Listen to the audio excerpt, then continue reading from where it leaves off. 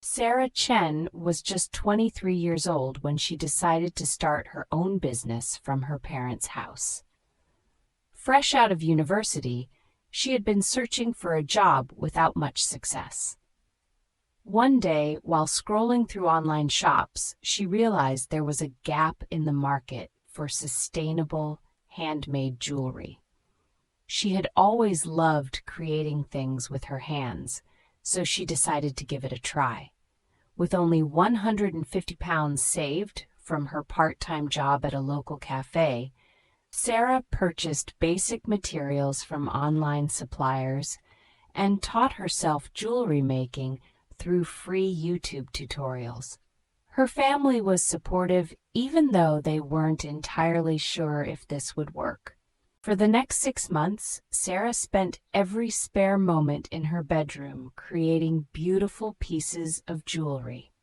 She would work late into the night, carefully crafting necklaces, bracelets, and earrings, each one unique and made entirely by hand. During the day, she continued working at the cafe to pay her bills and support her business dreams.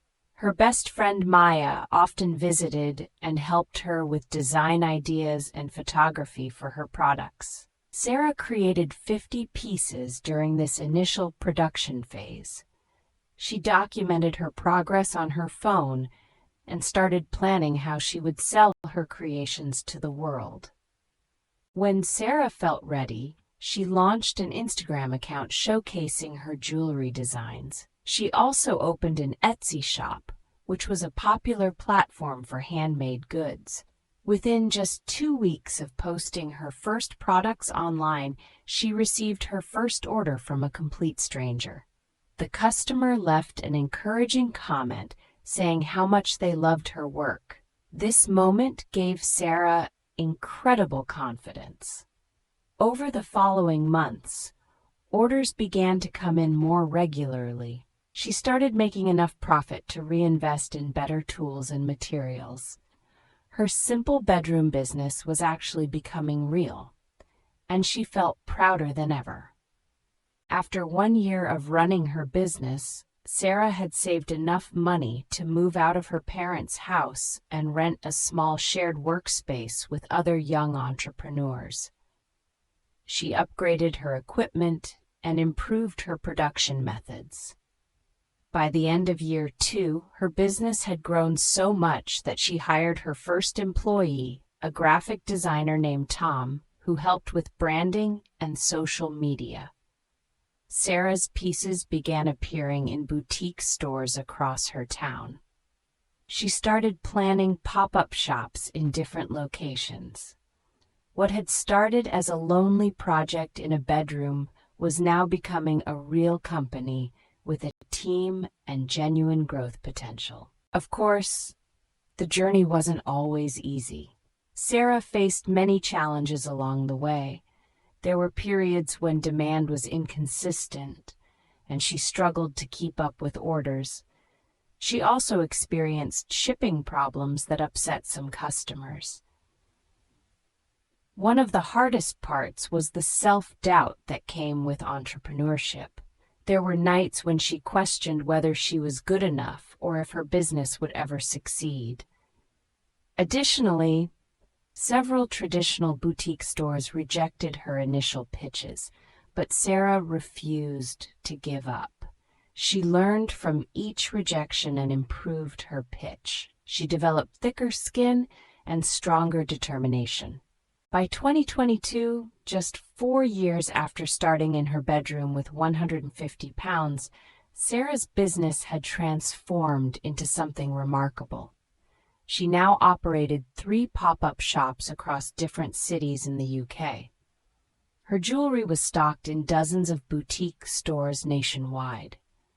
Her annual revenue had reached 6 figures, meaning she was making more money than she had ever imagined possible. What amazed her most was that she had managed to maintain the handmade quality and personal touch of her products even as the business grew. Every piece still carried her signature care and attention to detail.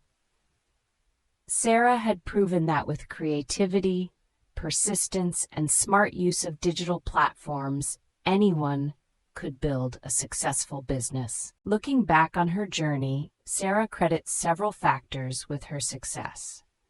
First, she emphasized the importance of solving a real problem. She noticed that sustainable handmade jewelry was hard to find, and she filled that gap. Second, she leveraged free resources like YouTube and social media to start without huge financial barriers. Third, she surrounded herself with supportive people who believed in her vision. Her parents, her friend Maya, and eventually her loyal customers all played crucial roles. Finally, Sarah highlighted the significance of being willing to fail. She made mistakes, experienced setbacks, and had to adapt her strategies multiple times. But each failure taught her something valuable. Today, Sarah mentors other young entrepreneurs and encourages them to start pursuing their dreams, no matter how small their resources might be. Sarah's story continues to evolve. She is now planning to expand her business internationally, with dreams of shipping to customers across Europe. She wants to hire more local craftspeople to help with production while maintaining quality.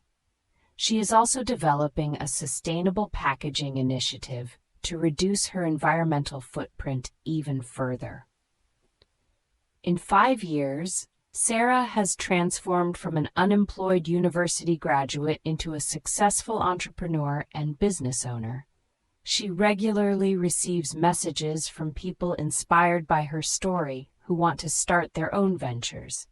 Sarah replies to as many as she can, always emphasizing the same message: start small, believe in yourself, and never stop learning. Her bedroom business is now a symbol of modern entrepreneurial success. Question 1. What was Sarah's initial investment when she started her business? A. £500 from her parents. B. £150 from her part-time job savings. C. £1,000 from a bank loan. Or D. £250 from her best friend Maya.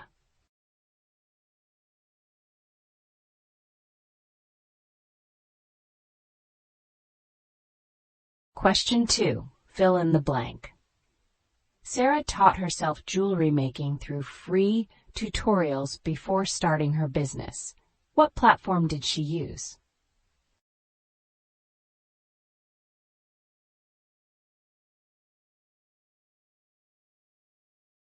Question 3. Name 2 specific challenges that Sarah faced while building her business from her bedroom. Think about the problems she experienced with demand, shipping, or her emotions.